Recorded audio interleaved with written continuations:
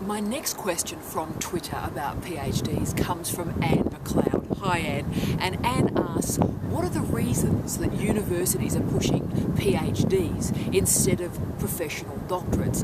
Now Anne, that's a really interesting question. Some people may doubt your premise, but in some ways I don't. And as we all know, there are lots of different types of PhDs or doctoral qualifications at the moment. There's the traditional big thesis, the 80, 100,000 word behemoth. There's a DCA, a Doctor of Creative Arts, that can either involve a single self-standing creative work like a film, or can involve a film or creative artefact and exegesis. We have the professional doctorates, we have PhDs by prior publication, and we also have the more traditional format of an artefact and an exegesis, whereby we have some type of portfolio object and then about 40,000 words talking about it. So we have all sorts of PhDs that are available to us through different types of regulations around the world. Apologies for the car.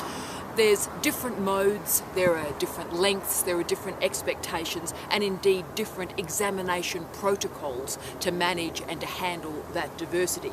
Now, one of the reasons I think that the professional doctorate in particular is losing some of its credibility from its height is, I believe, it involves coursework. Now, what's happening as doctoral programs in particular have been increasingly validated and have a whole series of quality assurance protocols around them, is that anything involving coursework in a doctoral program is sort of seen to bring the quality down a little bit. Now, as we know, doctorates involving professional doctorates in particular have coursework. So that's one of the reasons I think that the credibility of them is lacking. By the way, I love professional doctorates. I think they're tremendous. I've supervised them, I've examined them, I love them, but I'm just offering a more meta commentary about it.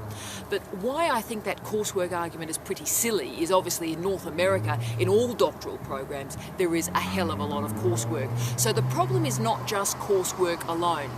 My argument is that the real challenge that we confront, an Australian ute, welcome to Australian masculinity, one of the challenges particularly I think that exists in how our doctorates have changed in the last 10 years or so is we now have a PhD, and all the different types of modes are now being stuffed into that PhD. So what that means is you could have all these different titles and types and modes of doctorates, and everybody's happy because you know what it is because it's written on the tin. So a professional PhD, you know what it is. A DCA, you know what it is. But now what's occurring is there is this generic Doctor of Philosophy, and all these different modes and types of analysis are actually being put within it. So it means most of us really don't know what we're marking and examining, or indeed supervising, a lot of the time.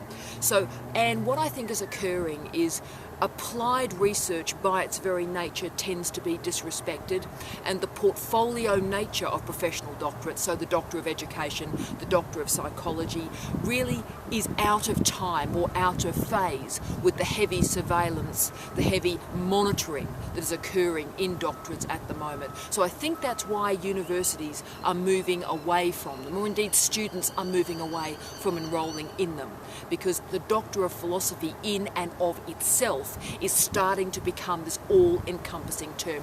So I think of it like a sausage.